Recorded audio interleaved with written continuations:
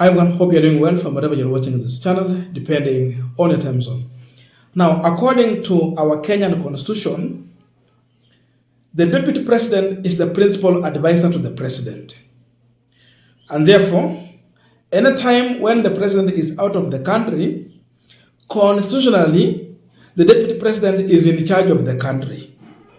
That is our constitution. It even makes the deputy president the president in case the president is incapacitated, think that he cannot perform his duty. Akuwe ni mgonjwa, amekuwa mwenda wazimu, labda amekufa, basi the deputy president will take over. That is the Kenyan constitution.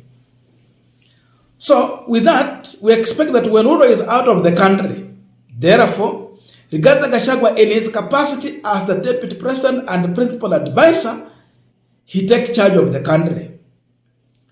Kwa mfano ile muda sasa Ruto amekuwa hako nje ya nchi, Gachagua ndio ilikuwa ama ndio sasa kikatiba yeye ndio ako in charge ya nchi. That's why you see it is not easy to have the president out of the country and the deputy president at the same time is out of the country. At least one of these two should be in the country. So the constitution requires that. So Ruto left this country to Germany.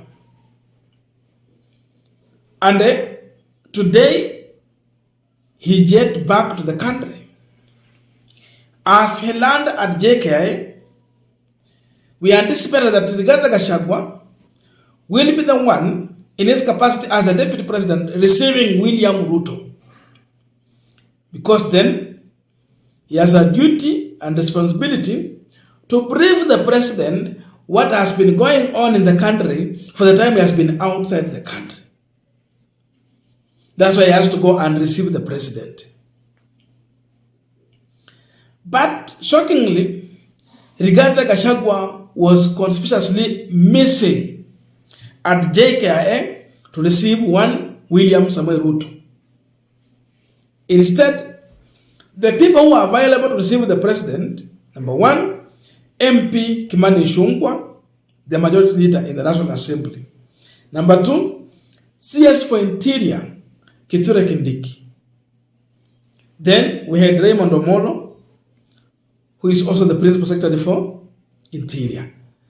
These are some of the people who received William Samoei Ruto. But Gachagua was missing. In fact, among these people, the only person who shared the photos, it was none other than the majority leader Kimani Ichung'wah. If you go to his Facebook page, you would see Kimani Ichung'wah shared these photos without writing any comment. He just shared the photos. And that is what made some Kenyans like me to know that William Ruto is back in the country. Of course, even Ruto himself did not share anything on his social media. Ile mambo anashare saa hizi ni mambo ya kanisa, baba kwa kanisa. Nilimwona Nairobi, mara amekimbia paka kule Nyeri. That is what he's sharing. But when he landed back in the country, it was silent. Until we saw it on Kimani Ichung'wah's Facebook page. The question is, why is Rigathi Gachagua missing to receive his boss and brief him, William Samoei Ruto? That is the big question on this punchline. But before we go deeper into that, just a quick request. For those who are watching and you are not subscribed, please consider subscribing. To our returning subscribers, I must say thank you so much. And again, to all our viewers, please give this video a thumbs up. Thank you so much, and back to this discussion. Now, by the fact that Rigathi Gachagua was missing, this alone tells you the rift between these two leaders. There is emerging rift. These leaders are not speaking the same language. They are not comfortably ready to see each other eye to eye. That is one of the reasons that has informed Gachagua not to deceive his boss. Remember the latest sentiments from Kimani Ichung'wah, the man who went to receive William Ruto. If Ruto is informing the majority leader about his, return to Kenya. He knows the time that he will be back. And the deputy president also maybe might be aware. So kama unaambia Kimani Ichung'wah anaenda kuchukua Ruto, Gachagua anaona, this is my enemy, why should I go there? He might be reacting to the latest move where we have seen the entire 38 members of parliament from Gema throwing their support behind Kithure Kindiki as the spokesperson of the Mount Kenya. Gachagua is reacting to that. He knows very well that the script that was being read, it was prepared from State House. Ile ilikuwa ni handwriting ya Mheshimiwa William Ruto. So anajua hiyo. Because of that, he is avoiding to meet a person who has staged a war against him. Anaona, let me keep myself busy on other things, but hii ingine ni achana nayo. Achana nayo. That can be one of the reasons why Gachagua was missing to receive his boss. There is also a possibility that Ruto might, or his group, they might have just decided not to inform Gachagua about the president's return in the country. So Ruto might have landed back in the country without the knowledge of Gachagua, without informing Gachagua. Sasa ile timu ya Ruto wanacheza chini. Unaambia Kimani Ichung'wah, Kithure Kindiki, unakosa kuambia Gachagua. So Gachagua might have been caught unaware that William Ruto will be landing back in the country. Or also another possibility, he might have been informed, but not from the right channel that the president is coming back so that he can prepare to pick him. Maybe you just get information from some individuals around the president without clear indication that he should be there to receive the president.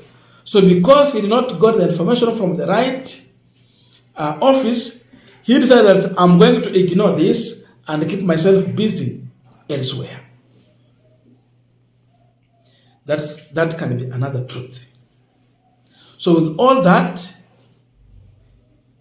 Gachagua can just decide to ignore William Ruto, keep himself busy elsewhere.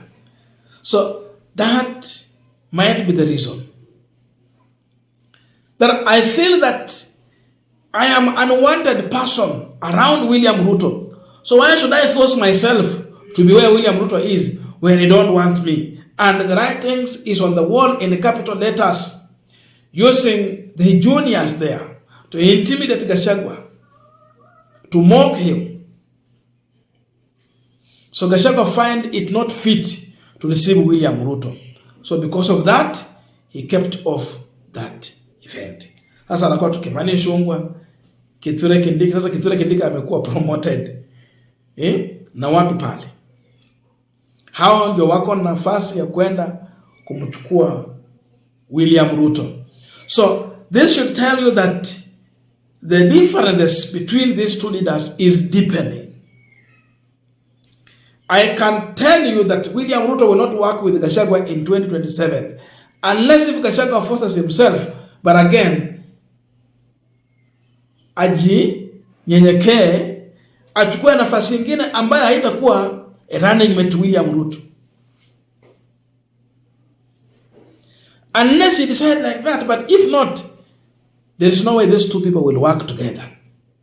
But by the fact that Gachagua missed this, it tells you that Gachagua is also not going to humble before William Ruto. Gachagua sio mtu wa kunyenyekea na hayuko tayari kunyenyekea chini ya Mheshimiwa William Ruto. That's the information. And this is clear, we can see here. Angekuwa ni mtu wa kunyenyekea, basa hizi angekuwa ameenda kumchukua William Ruto kutoka kwa airport. But that never happened. So going forward, the differences between these leaders is going to widen. Itakuwa kubwa sana. But that's our politics. So this marks the end of relationship between Ruto and Gachagua. Anything you will see, it is just PR exercise. Pure PR. But the reality is that Ruto does not want Gachagua, and Gachagua is learning that he is an unwanted person, therefore he might be preparing for an exit. I don't know your views, but let us know in the comment section to continue with this discussion. Thank you so much, and see you in our next video.